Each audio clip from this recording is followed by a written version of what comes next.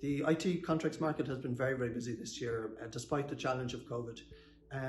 Busy across all verticals, I think driven by software development projects, digital transformation projects, system upgrades, cloud migrations, good quality of roles and very good rates on offer for candidates.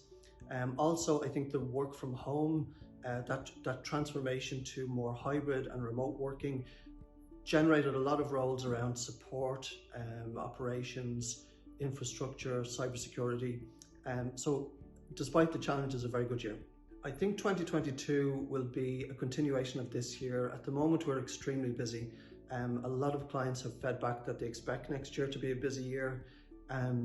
One of the things that I think we'll see more of is hybrid and remote working. And I think that will have an impact on rates because a lot of candidates are very, very negotiable, where there is either fully remote work or hybrid work on offer. So companies who can offer roles fully remote, I think they will see a reduction in the rates being asked for by candidates. I think in 2022, there will be some increases on the contract side.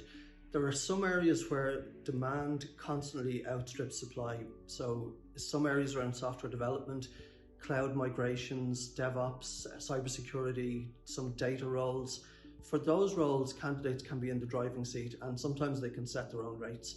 It all depends, I think, role by role, what the competition is for the role, what the client budget is, how badly a candidate is needed. In general, we've seen this year candidates looking for between 5 and 10% when they move, but up to 20% and even more than that for certain roles. So I think it's going to be the same next year. A lot of it will be driven by the candidate and their negotiation and what the client's budget is. One other area I think that's important to mention is this remote working.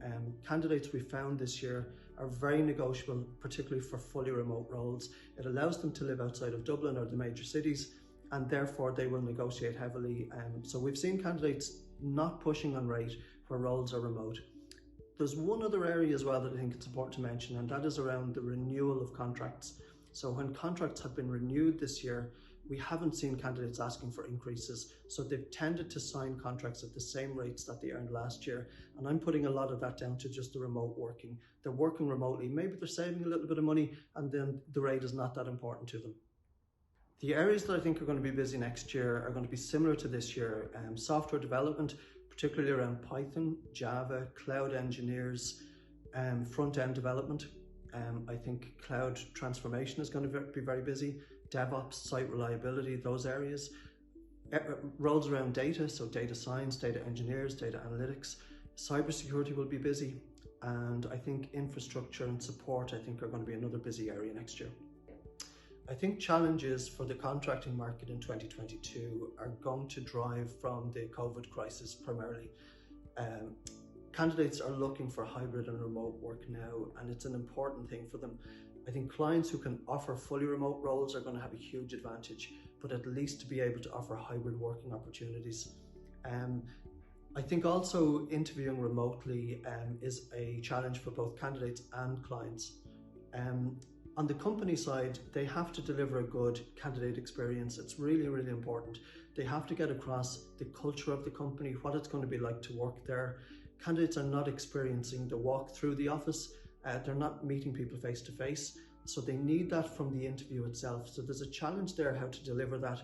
From the candidate point of view as well, the candidate really needs to be able to deliver a good interview performance remotely.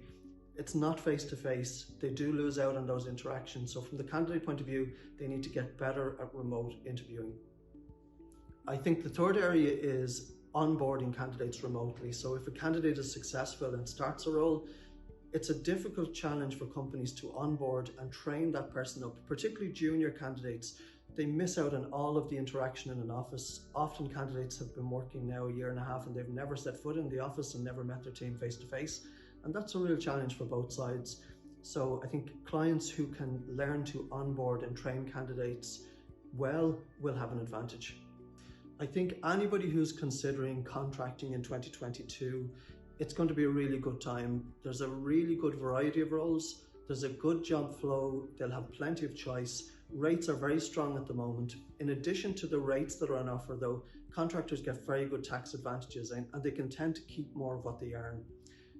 It's an uncertain time, so if they don't want to commit fully to a role or an industry or a technology, they get a chance to dip in and see that they like it. If they want to stay in it, they can. If they don't want to, they can move on. It's not the same level of commitment.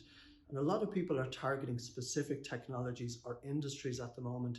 So you can pick your role, target the technology, target the company, get some experience, and then maybe move on to something else.